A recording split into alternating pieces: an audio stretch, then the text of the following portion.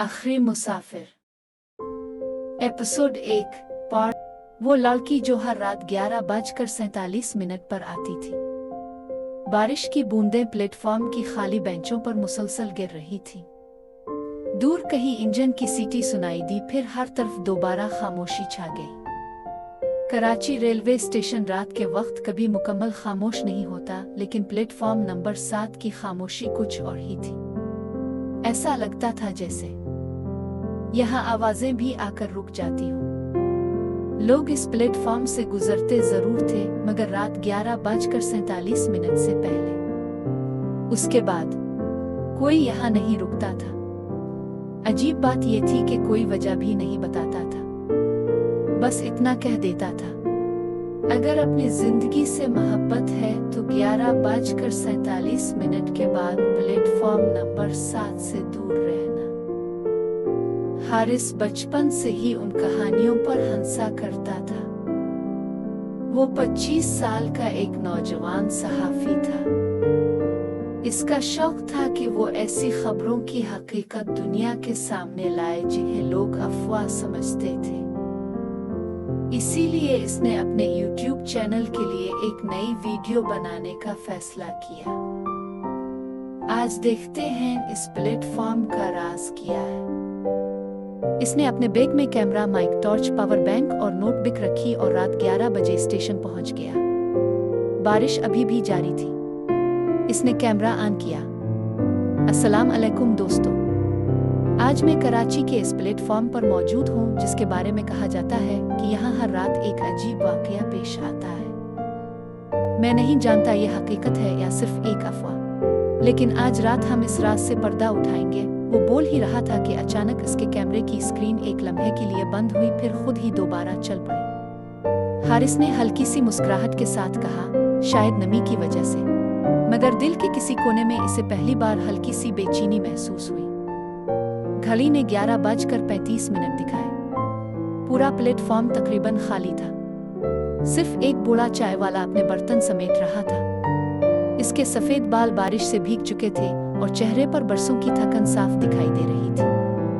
हारिस इसके पास गया। चचा, एक चाय मिल जाएगी? बूढ़ा खामोशी से चाय बनाने लगा। चाय का कप देते हुए इसने पूछा, बेटा, तुम पहली बार यहाँ आए हो? जी। रात गुजारने आए हो? जी। एक रिपोर्ट बना रहा हूँ। बूढ़े ने गहरा सांस लिया। अगर रिपोर्ट ही बनानी है तो सुबह आ जाना था। हारिस हंस दिया।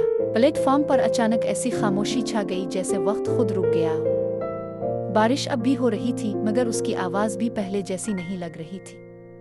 हारिस ने कैमरा मजबूती से पकड़ा और रिकॉर्डिंग जारी रखी।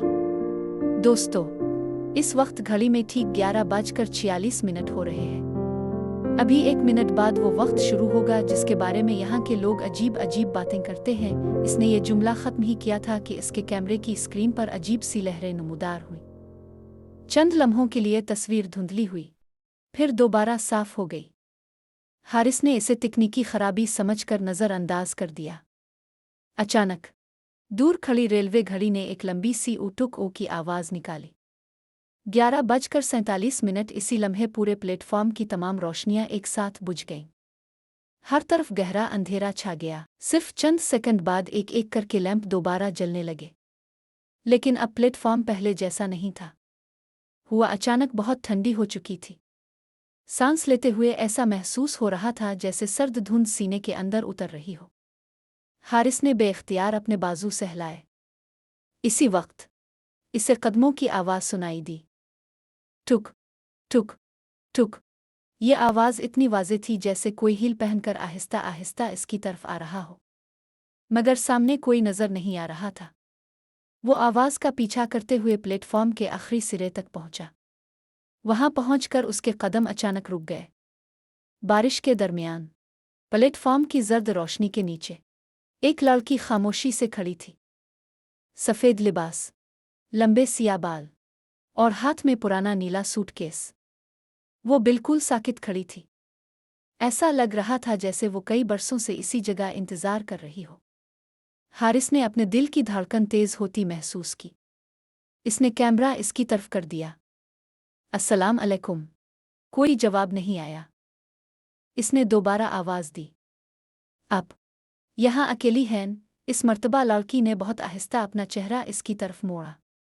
इसकी आंखें गैर मामूली हद तक पुरसुकून थीं, मगर उनमें ऐसी उदासी थी जिसे अल्फाज में बयान करना मुमकिन नहीं था।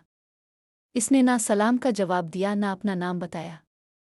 सिर्फ एक सवाल पूछा, ये कौन सा साल है? हारिस ने हैरत से कहा, 2026।